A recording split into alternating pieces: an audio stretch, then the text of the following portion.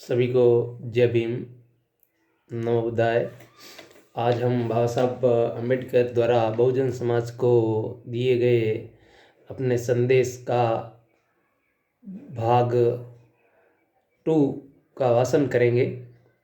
बाबा साहब ने कहा है कि जब तक दलित अपना खून बहाना नहीं सीखेंगे तब तक वे प्रगति की मंजिल तक नहीं पहुंच सकते। इन मंदिरों में जाने से तुम्हें कोई लाभ नहीं होने वाला।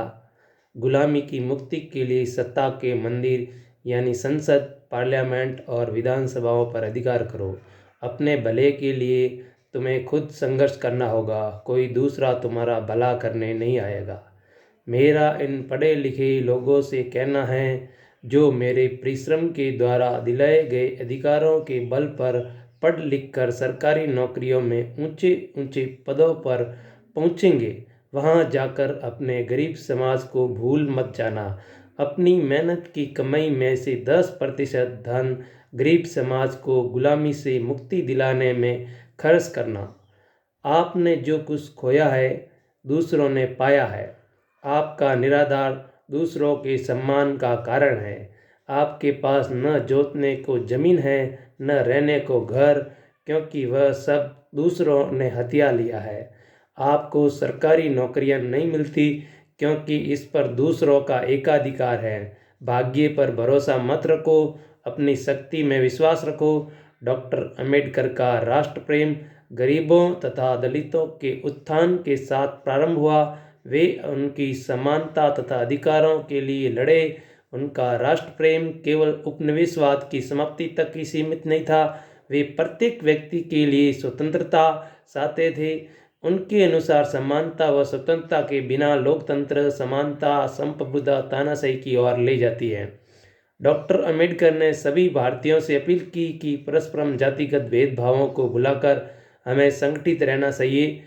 महान पुरुष मेलों व कुटिया दोनों में जन्म लेते हैं। वे न केवल राजा महाराजाओं के घर में उभरते हैं, बल्कि मोची, टेलर, कसाई, हरिजन आदि के परिवारों से भी आते हैं। कुछ लोग महान पैदा होते हैं, कुछ लोगों पर महानता थोपी जाती है और कुछ लोग महानता को अपने कड़े परिश्रम द्वारा प्राप्त करते हैं। डॉक्टर अंबेडकर ने केवल एक साधारण कुटिया में जन्मे, बल्कि अपने अथक परिश्रम द्वारा उन्होंने महानता को प्राप्त किया। इसलिए उनका नाम भारतीय इतिहास में स्वर्ण अक्षरों में अंकित हो गया। उनके अधिकांश विचार और आदर्श भारतीय संविधान में समावेश कर लिए गए हैं। उन्होंने मनु के प्रति विद्रोह किया और संवैधानिक धाराओं में उसे बहा दिया। हालांकि कट्टर हिंदुओं पर मनु भावना का प्रभाव अब भी है। सर्वोच्च स्थान से मनु को नीचे ला पटकना उन्हीं का कार्य था। इस प्रकार अंबेडकर ने वह उपलब्धि की जिसका दलित समाज ने कभी विचार भी न किया होगा। अंबेडकर का नाम उन मसीहाओं की श्रेणी में आता है जिन्होंने पीड़ित व शोषित जन समुदायों को मुक्त किया। उन्होंने 15 करोड़ दलितों के भाग्य का निर्माण किया। उन्होंने अपने समय पर गहरी सांप छोड़ी, अतः उन्होंने स्वयं देश के भविष्य में अपना स्थान बना लिया और मानवीय स्वतंत्रता के संग्राम में भारी बलिदान किया। उस महान योद्धा ने महान संघर्ष की। उनका जीवन ये सिद्ध करता है कि भारत के दलितों में वह शक्ति व क्षमता है कि वे बड़ी से बड़ी क्रांति ला सकता है। डॉक्टर अंबेडकर ने दलितों को सचेत किया कि वे धर्मांध बातों में ना फंसे, क्योंकि वे उन्हीं के कारण बर्बाद हुए हैं और उन्हें शोषित तथा पतित बनाया गया है। दलितों के लिए रोटी पानी का प्रश्न ईश्वर की पूजा से कहीं अधिक महत्वपूर्ण है। उन्हें अपनी दास्ता स्वयं मिटानी है। उसके अंत के लिए ईश्वर पर निर्भर मत हो। आपने जो कुछ खोया है उसे दूसरों ने लूटा है। आपके कष्ट और कठिनाइयाँ इसलिए नहीं हैं कि वे पूर्व निर्धारित हैं, बल्कि अन्य लोगों द्वारा अन्याय व शोषण के कारण हैं। अतः भाग्य में विश्वास मत करो, बल्कि अपनी शक्ति में विश्वास करो।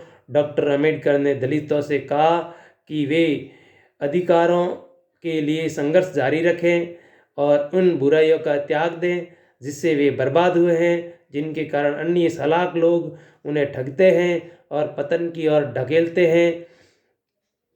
आप अपने को कभी अछूत मत समझो, साफ सुथरा जीवन व्यतीत करो, अपने बच्चों को स्कूल भेजो। अब स्त्री शिक्षा उतनी ही अनिवार्य है जितनी कि पुरुष शिक्षा। यदि तुम पढ़ना लिखना जानते हो तो तुम्हारी प्रगति शीघ्र होगी। जैसे तुम रहोगे वैसे तुम्हारी संतान बनेगी। इसलिए उनके जीवन को इस प्रकार ढालो जो दुनिया में रोशनी कर सके। जय भीम, नमो बुद्धाय।